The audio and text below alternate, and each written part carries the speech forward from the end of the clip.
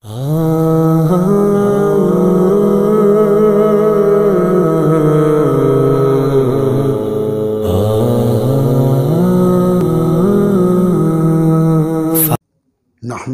व नुसल्ली व नुसल्लिमु अला रसूलिहिल करीम अम्मा बाद फ़अऊज़ु बिल्लाहि मिनश शैतानिर रजीम बिस्मिल्लाहिर रहमानिर रहीम।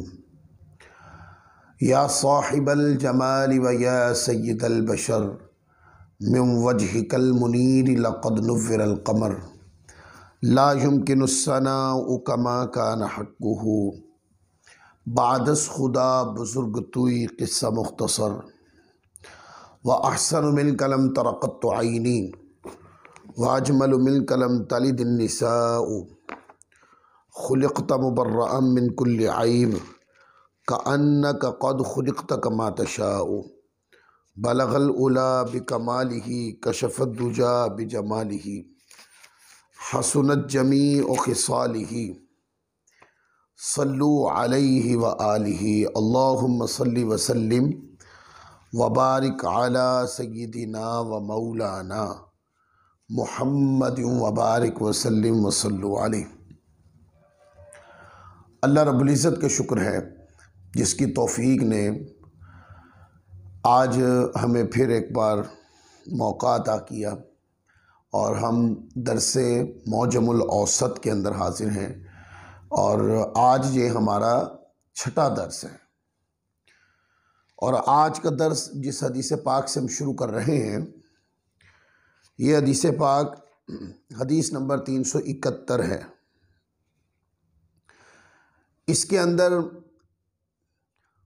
रमज़ान में मशरक़ी आसमान के सुर्ख होने की वजह से एक इशारा दिया गया कि जब मशरक़ी आसमान सुर्ख नज़र आए तो आका अलैहिस्सलाम ने फरमाया उसके बाद आने वाला साल कहत का साल होगा। तो ये एक गैब की खबर भी है कि आपने पहले ही एक चीज़ के बारे में इरशाद फरमाया। और ये हदीस है जिसको हज़रत उबादा बिन सामित रदियल्लाहु ताला अन्हो फरमाते हैं कि आका अलैहिस्सलाम ने इरशाद फरमाया कि जब तुम माह रमज़ान में मशरिक़ की जानिब अमूदन सुर्खी फैली हुई देखो तो एक साल का अनाज जमा कर लो, क्योंकि इसके बाद आने वाला साल कहत का साल होगा। तो इसमें जो मैं इबारतुन नस से दलील ले रहा हूं वो ये है कि लोग ये तासुर देते हैं कि कल क्या होगा। अल्लाह के नबी को इसका इल्म नहीं। कुरान मजीद की जिस आयत करीमा से वो इस्तदलाल करते हैं उस आयत करीमा का माना कुछ और है, लेकिन वो मुतलकन नफ़ी करते हैं इल्म की। और वो कहते हैं कि कल क्या होगा, नबी अलैहिस्सलाम को इसका पता नहीं।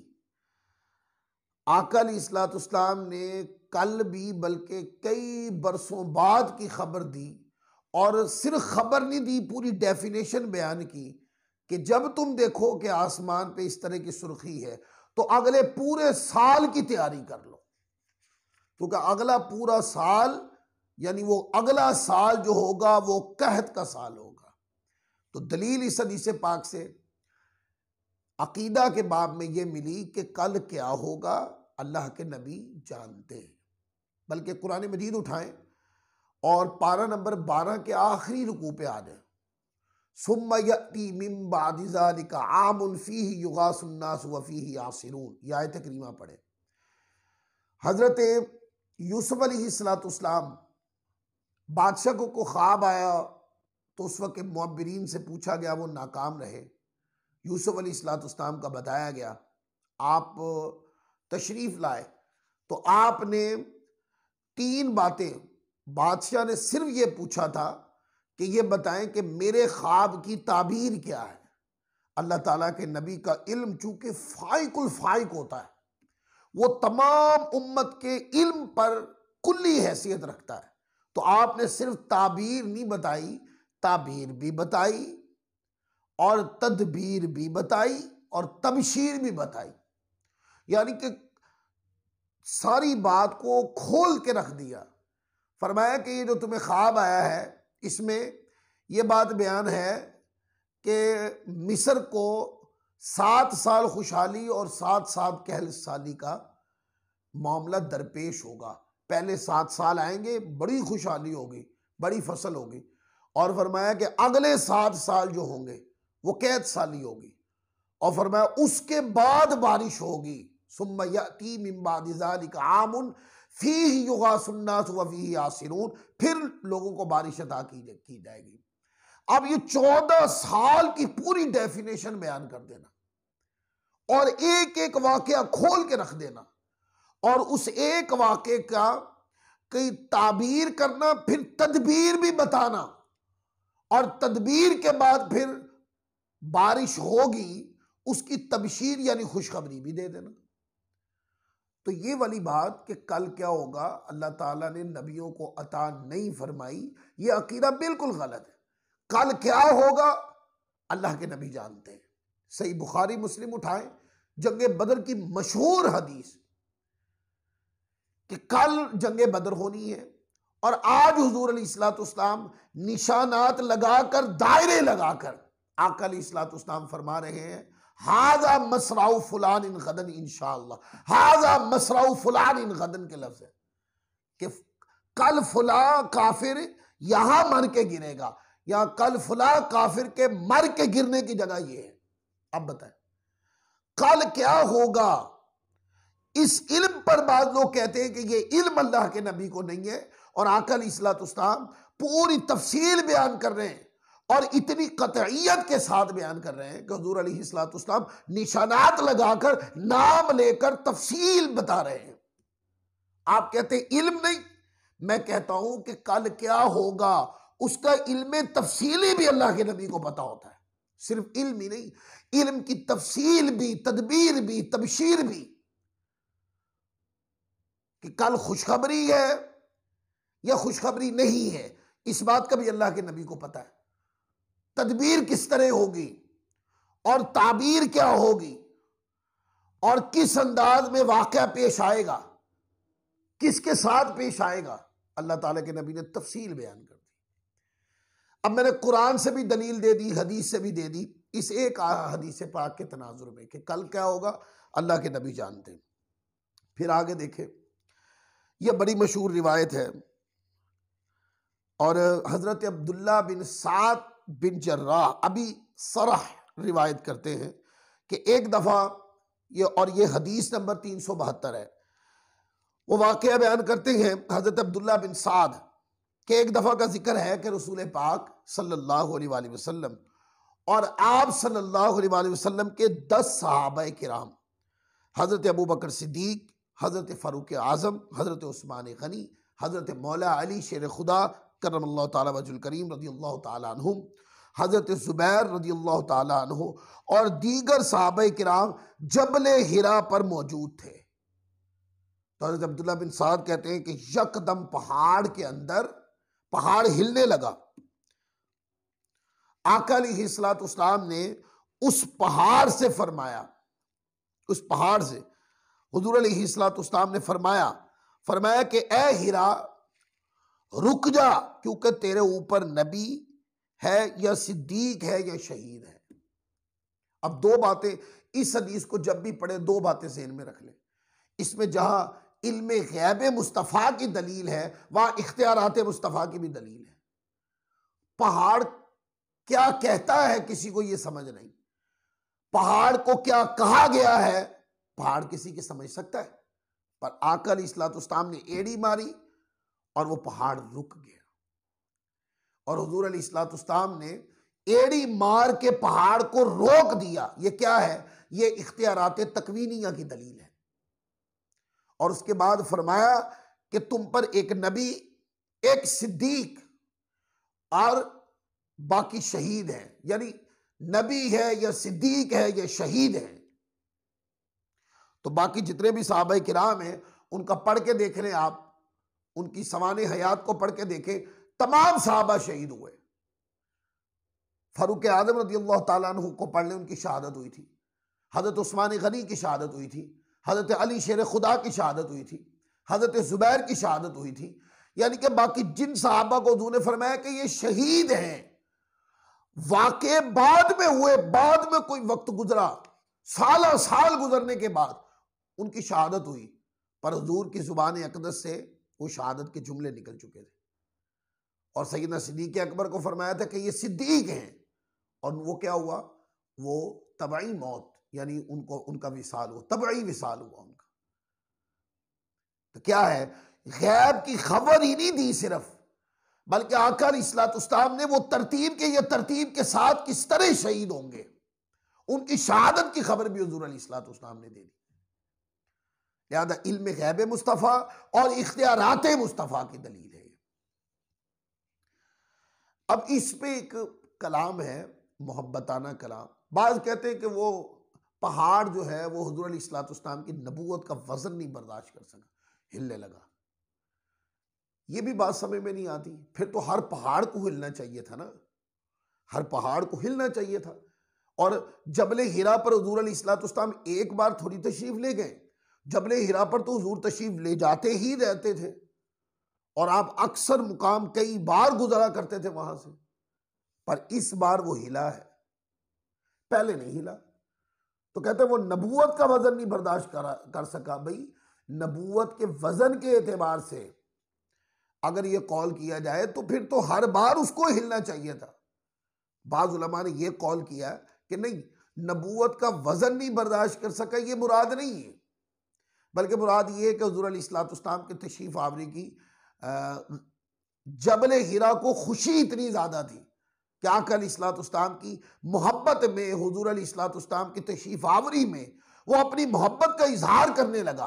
पत्थर जो है, एक पहाड़ हुजूर की तशरीफ आवरी पर मोहब्बत का इजहार करने लगा, तो आका अलैहिस्सलाम ने रोक दिया, फरमाया कि ऐ जबले हिरा, रुक जा के तुझ पर एक नबी, एक सिद्दीक और बाकी शहीद है। आगे देखें, ये हदीस नंबर हमने पढ़ी 372। फिर आगे हदीस नंबर 387 ले। इसके अंदर हुजूर अलैहिस्सलाम ने वक्त से पहले उठने वाले फितनों की निशानदेही कर दी कि फला मुकाम से फितने उठेंगे, और फिर तारीख उठा के पढ़े, फितने वहीं से उठे। हजरत अब्दुल्ला बिन उमर रज़ियल्लाहु ताला अन्हुमा के बारे में मरवी है, उन्होंने रसूल पाक सल्लल्लाहु अलैहि वसल्लम को मशरिक की जानिब रुक करके ये फरमाते हुए सुना, खबरदार फितने इस जानिब से उठेंगे, फितने इस जानिब से उठेंगे। और फिर फरमाया, यहां से शैतान का सींग तुलू होगा। और वो शैतान का सींग तुलू कहां से हुआ? वो शैतान का सींग क्या था? वो खवारिज का फितना था। और खवारिज का फितना जो है वो हरूरा से उठा था, और जो उस वक्त मदीना से मशरिक की तरफ था। देखें, अभी वाकया पेश नहीं आया, वाकया बाद में पेश आना है, हालात बाद में होंगे, लेकिन आका अलैहिस्सलाम ने वक्त से पहले वो फितना जो उठना था, जिन लोगों से वो फितना बनना था, उनमें से कुछ लोग दुनिया में आए होंगे, कुछ बाद में आए होंगे, लेकिन हुजूर अलैहिस्सलाम ने निशानदेही फरमा दी कि मशरिक की जानिब से फितना उठेगा। इसमें भी हुजूर अलैहिस्सलाम ने इल्म गैब मुस्तफ़ा की तरफ इशारा। और ये हदीस पाक मैंने पहले भी पीछे किरात कर दी कि देखें, जहाँ आमाल आखिरत की तैयारी है, जहाँ जिक्र व अज़कार आखिरत की तैयारी है, जहाँ तयक्कुन रहमत खुदा आखिरत की तैयारी है, अखलाक अच्छा रखना ये आखिरत की तैयारी है, वहाँ मुस्तफ़ा की मोहब्बत जो है ये भी आखिरत की तैयारी है। और ये मजमून हम हदीस नंबर 107 के ऊपर पीछे पढ़ के आए हैं, दर्स नंबर 1 और हदीस नंबर 107। मैं एक बार फिर पढ़ देता हूँ, चूंकि ये हदीस दूसरी बार आ गई है पहली जिल्द में। हजरत अनस इब्न मालिक फरमाते हैं कि रसूलुल्लाह सल्लल्लाहु अलैहि वसल्लम बाहर तशरीफ लाए, एक देहाती से आपकी मुलाकात हो गई। उसने पूछा क़यामत कब आएगी? आपने फरमाया तूने इसके लिए तैयारी क्या कर रखी है? उसने कहा क़यामत के लिए मैंने कोई ऐसी नेकी तो तैयार करके रखी जिस पर मुझे नाज हो। ये लफ्ज़ इजाफी आ गए कि क़यामत के लिए मैंने कोई ऐसी नेकी तो तैयार नहीं करके रखी जिस पर मुझे नाज हो। ये लफ्ज़ है। अच्छा, किया क्या है? वो कहता है अलबत्ता मैं अल्लाह और उसके रसूल से, ब्रैकेट का तर्जुमा, सच्ची मोहब्बत करता हूं। और आप अलैहिस्सलाम ने फरमाया तू उसी के साथ होगा जिससे तू मोहब्बत करता है। अब वो एक हदीस पाक मैंने इस पर पिछले दर्स में, दर्स नंबर 1 में भी रेफरेंस दिया था, कोट किया था कि इमाम अहमद बिन हम्बल और अल्लामा इब्न कसीर ने जो रिवायत बयान की है उसके अंदर ये लफ्ज़ है कि मेरे पास रोज़ा और नमाज तो इतनी नहीं, पर मैं अल्लाह रसूल से सच्ची मोहब्बत करता हूं। तो इससे ये पता चला आमाल में कमी नहीं होनी चाहिए, पर आमाल की कमी होने के बावजूद जो है नफ्स से मोहब्बत का वजूद होता है। जो लोग मोहब्बत का दावा करते ईमान और आमाल से कमजोर है वो लोग गलत हैं। आमाल में कमी नहीं होनी चाहिए। नमाज, रोजा, ज़कात, हज, खैरात में कोई कमी कमजोरी नहीं होनी चाहिए। लेकिन यह कहना कि जिसकी कमजोरी है वो मोहब्बत में सच्चा नहीं है, यह जुमला भी दुरुस्त नहीं है। तो आप देखें यहां पर आखिरत की तैयारी के लिए मोहब्बत रसूल सल्लल्लाहु अलैहि वसल्लम को दलील बना रखा है। इसका माना यह है मोहब्बत का ताल्लुक निस्बत का सा होता है, मोहब्बत का ताल्लुक दिल का ताल्लुक होता है। इससे पता चला कि जो हुजूर अलैहिस्सलाम को सच्चे दिल से हुजूर के साथ मोहब्बत करता हो, वो आमाल में कमज़ोर भी हो, तो आखिरत में उसको हुजूर की मोहब्बत फ़ायदा देगी। फरमाया कि जो जिसके साथ होगा, वो जो जिससे मोहब्बत करता होगा, वो क़यामत वाले दिन उसी के साथ होगा।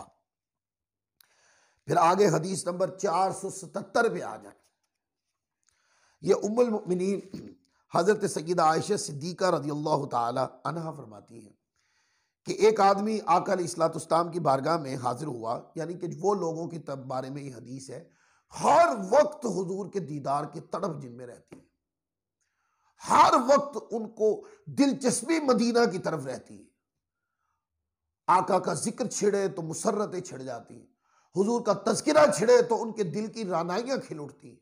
आका अलैहिस्सलाम का जिक्र उनकी दिलचस्पी है, हुजूर की सीरत का बयान उनकी दिलचस्पी है, आका अलैहिस्सलाम का तज़किरा उनकी दिलचस्पी है। वो हुजूर अलैहिस्सलाम के तबस्सुम को तहरीरों या तकरीर में सुने तो महसूस होते हैं। ऐसे लोग जिनको हम अपनी जुबान में दीवाने मस्ताने कहते हैं, तो लोग पूछते हैं ये दीवानगी और मस्तानी कौन से मजहब में, कौन से दीन में है? तो ये हदीस पढ़ रहा हूं, वो लोग अपने घर में किताब खोलें और इस हदीस को पढ़ें। इस तरह के मस्ताने ही थे साहबा, इस तरह के ही दीवाने थे साहबा। जब भी तो हुजूर फरमाते थे कि जंग के लिए निकलना है तो साहबा जान की परवाह नहीं करते थे और जिहाद के लिए निकल पड़ते थे। माल मांगा तो साहबा ने बेधड़क माल दिया, जान मांगी तो मुस्तफा की हथेली पे जान रख दी। ये क्या था? ये वो लोग करते हैं जो टूट के हुजूर से मोहब्बत करते हो, टूट के अल्लाह के नबी से प्यार करते हो, ये वो लोग करते हैं। तो साहबा मुस्तफा की जात से टूट के मोहब्बत करने वाले थे। और ईमान कामिल किसे कहते हैं? वो जो हुजूर की जात अक़दस से टूट के मोहब्बत करे। ये टूट के मोहब्बत करें का जुमला जो है ये इस बात पर दलालत करता है कि दुनिया और माफिया की हर मोहब्बत से बढ़कर मुस्तफा से मोहब्बत करें। तो सय्यदा आयशा सिद्दीक़ा रज़ियल्लाहु ताला अन्हा फरमाती है कि एक आदमी हुज़ूर अलैहिस्सलाम की बारगाह में हाजिर हुआ और अर्ज़ की, या रसूलल्लाह, अल्लाह की कसम आप मुझे मेरी जान से भी ज़्यादा अजीज़ है, और आप मुझे मेरे घर वालों से भी ज़्यादा अजीज़ है, और आप मुझे मेरी औलाद से भी ज़्यादा अजीज़ है। मैं घर में होता हूँ, जब आपकी याद आती है तो मैं आपके पास आने के लिए बेकरार हो जाता हूँ, और जब मुझे अपने और आपके विसाल का ख्याल आता है तो मैं सोचता हूं कि जब आप जन्नत में हो जाएंगे तो आप अंबिया किराम के हमरा बुलंद दर्जों पे होंगे, और मैं जन्नत में जाकर भी आपकी ज़ियारत ना कर सकूंगा, तो मेरा क्या बनेगा?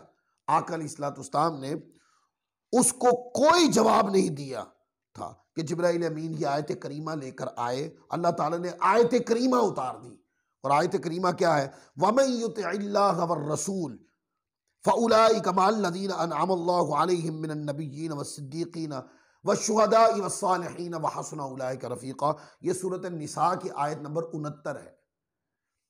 उसमें ये, और जो अल्लाह और उसके रसूल का हुक्म माने तो उसे उनका साथ मिलेगा जिन पर अल्लाह ने फजल किया, अंबिया किराम, सिद्दीकीन, शुहदा और सालिहीन। यानी ये वही पीछे वाली हदीस की तरह, जो जिससे मोहब्बत करता होगा वो क़यामत तक दिन उसकी माइयत में होगा। और कुरान पाक में वो लफ्ज़ है, वमन युतिइल्लाह वर रसूल फउलाइका मअल्लज़ीना अनअमल्लाह। अल्लाह ताला उनको जो जिससे मोहब्बत करता होगा, पीछे वाली हदीस जोड़कर, यानी जो अल्लाह रसूल की इताअत करे, अल्लाह रसूल की फरमा बरदारी करे, अल्लाह रसूल से मोहब्बत करे, तो अल्लाह ताला अज़्ज़ व जल उनको उनकी माइयत और मोहब्बत की वजह से उनको उनका कुर्ब अता फरमाएगा। और जिनका कुर्ब अता होगा वो कौन है? वो अंबिया किराम है, वो सिद्दीकीन है, वो शुहदा और वो सालिहीन। कितनी तड़प का इजहार किया साहबी रसूल ने बारगाह रसूल सल्लल्लाहु अलैहि वसल्लम में, या रसूलल्लाह, अब अगर मैं आपको ना देखूं तो बेकरार होकर आपकी दीदनी के लिए निकल आता हूं, हुजूर आपकी तरफ आता हूं, और या रसूलल्लाह आपके चेहरे अक़दस को देखकर अपनी तड़प की प्यास बुझा लेता हूं। सोचता ही इस बात का हूं कि आपका जब विसाल मुकद्दस हो जाएगा और आप तो जन्नत में अंबिया के सरदार हैं, तो आप तो सबसे ऊंचे दर्जे में होंगे या रसूलल्लाह। तो मैं कैसे, आज आपके दीदार के बगैर मुझे चैन नहीं आता, तो वहां आपका दीदार कैसे करूंगा? तो इस मोहब्बत के इजहार मोहब्बत पर, यह शिद्दत मोहब्बत पर, यह टूट के चाहने वाली मोहब्बत की कैफियत पर अल्लाह ताला ने कुरान पाक की एक आयत करीमा ही नाजिल फरमा दी, और वो उस आशिक को पैगाम दिया कि जो अल्लाह रसूल की इताअत और फरमा बरदारी करे, अल्लाह तबारक व तआला उनको उनका साथ देगा जिनसे वो मोहब्बत और प्यार करता है। अंबिया किराम से मोहब्बत और प्यार करता है तो अंबिया किराम की गुलामी जन्नत में अता कर दी जाए। सिद्दीकीन से प्यार है तो उनकी कुर्बत दी जाएगी, शुहदा से प्यार है तो उनकी कुर्बत दी जाएगी, सालिहीन औलिया अल्लाह से प्यार है तो उनकी कुर्बत दे दी जाएगी। इसलिए कहा मोहब्बत एक ऐसा ताल्लुक है जो बंदे को क़यामत वाले दिन भी बिखरने नहीं देगा, टूटने नहीं देगा। इसलिए अहले सुन्नत में आप देखते हैं कि हुजूर की मोहब्बत का वजद पाया जाता है तबीयतों में, नात की सूरत में हो, जिक्र की सूरत में हो, बयान की सूरत में हो, तहरीर की सूरत में, हुजूर का जिक्र आए तो मचल जाते हैं। आका के जिक्र पर मचलना, हुजूर के जिक्र पे मुसर्रत करना, आका के जिक्र पे मुस्कुराना, मुस्तफ़ा के जिक्र पे वजद करना, ये क्या है? ये ईमान कामिल की दलील है, रज़ा इलाही का बाइस। तो आज का दर्स इसी मुकाम पे ख़त्म करते हैं, फिर इंशाअल्लाह अगले दर्स के साथ हाजिर होंगे। अल्लाह ताला हम सबको अमल की तौफीक अता फरमाए। वमा अलैना इल्लल बलागुल मुबीन।